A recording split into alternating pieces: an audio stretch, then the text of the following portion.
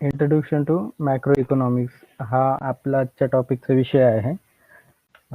त्याच्यामध्ये आज आपल्याला मॅक्रो इकॉनॉमिक्सची व्याख्या बघायची आहे.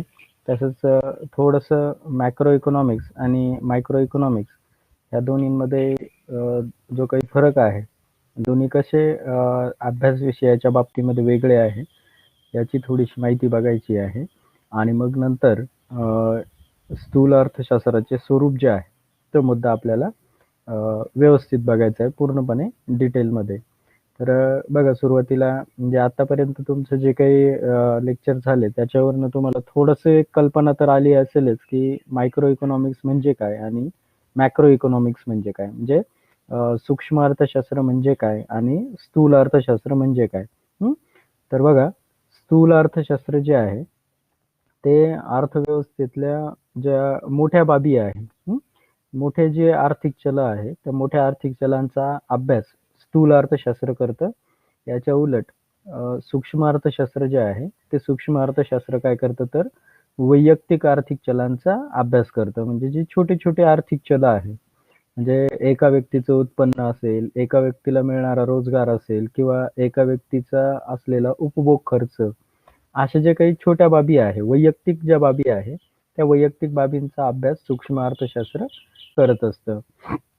जे अर्थशास्त्राचे जे काही दोन भाग अभ्यासासाठी केले गेलेले आहे, हे सहज तुमच्या आता लक्षात आले असतील की सूक्ष्म अर्थशास्त्र हा जो अर्थशास्त्राचा भाग आहे तो काय करतो तर अर्थव्यवस्थेतील लहान बाबींचा अभ्यास करतो. अर्थव्यवस्थेतील जे वैयक्तिक आर्थिक घटक आहे त्या वैयक्तिक आर्थिक घटकांचा अभ्यास सूक्ष्म अर्थशास्त्रामध्ये केला जातो. त्याचं नाव जे आहे सूक्ष्म, सूक्ष्म याचा अर्थ काय की बारीक, एकदम लहान, छोटा. तर असं जे काही लहान जे काही आर्थिक घटक आहे त्या लहान आर्थिक घटकांचा अभ्यास सूक्ष्म अर्थशास्त्रामध्ये केला जातो. म्हणजे एका व्यक्तीला किती उत्पन्न मिळतं किंवा एका व्यक्तीला कोणत्या कोणत्या मार्गांनी उत्पन्न मिळू शकतं, तर याचा अभ्यास सूक्ष्म अर्थशास्त्रामध्ये केला जाईल.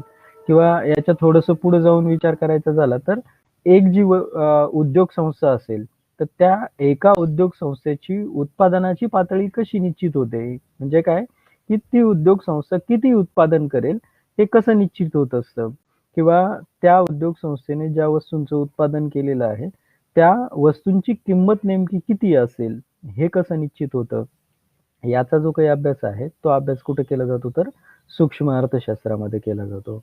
आणि याच्या उलट स्थूल अर्थशास्त्र जे आहे ते स्थूल अर्थशास्त्र काय करतं तर जे मोठे आर्थिक चल आहे, म्हणजे संपूर्ण अर्थव्यवस्थेचा ज्या चलांमध्ये विचार केला जाईल किंवा संपूर्ण अर्थव्यवस्थेचं आर्थिक स्पष्टीकरण ज्याच्या माध्यमातून केलं जाईल अशा बाबींचा अभ्यास स्थूल अर्थशास्त्रामध्ये केला जातो. म्हणजे उदाहरणार्थ देशाचं राष्ट्रीय उत्पन्न असेल, एकूण जे काही राष्ट्रीय उत्पन्न आहे ते एकूण राष्ट्रीय उत्पन्न कसं असतं तर ते संपूर्ण देशाचं असतं. ते एक त्याच्यामध्ये पर्टिक्युलर एका व्यक्तीचा विचार नसतो, तर देशातले सर्व जे काही लोक असतील त्या सर्व लोकांचा त्यामध्ये विचार केला जात असतो. सर्व लोकांना किती उत्पन्न मिळतं याचा त्याच्यामध्ये विचार केला जातो किंवा याचा त्याच्यामध्ये आढावा घेतलेला असतो.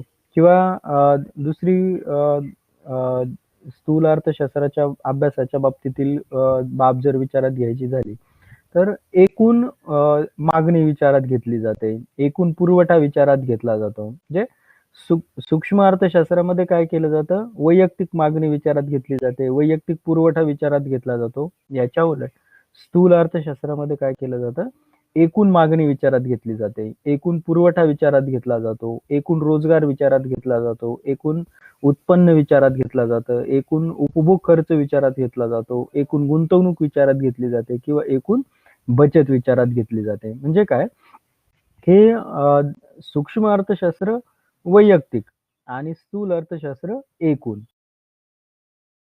अभ्यास विषय जो आहे तो अभ्यास विषय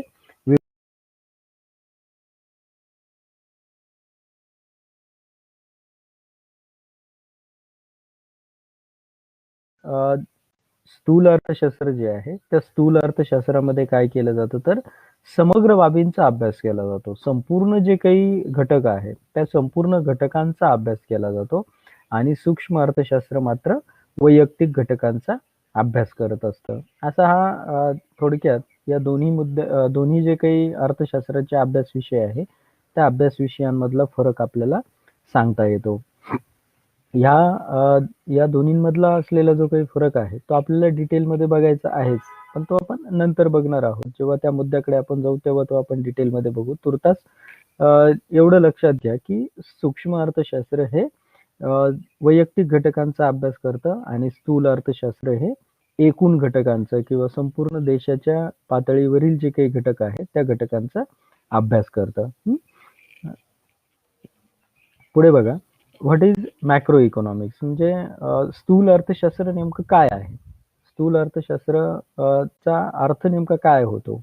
तर त्याच्या बाबतीमध्ये आपल्याला सांगितलंय, की when we study the consumption behaviour और equilibrium of a consumer, the production pattern and equilibrium of a firm, the entire analysis is macro in nature because we study a unit and not a system in which it is operating. म्हणजे याच्यामध्ये काय दिलेलं आहे, की जेव्हा आपण एखाद्या व्यक्तीच्या उपभोग जो काही खर्च असतो किंवा एखाद्या व्यक्तीच्या उपभोगाविषयीचं जे काही वर्तन असतं, ते वर्तन असेल किंवा एखाद्या व्यक्तीच्या उपभोगाचा समतोल असेल, म्हणजे त्या व्यक्तीला किती उत्पन्न मिळतं आणि त्या उत्पन्नापैकी किती उत्पन्न तो व्यक्ती उपभोग खर्चासाठी खर्च करत असतो.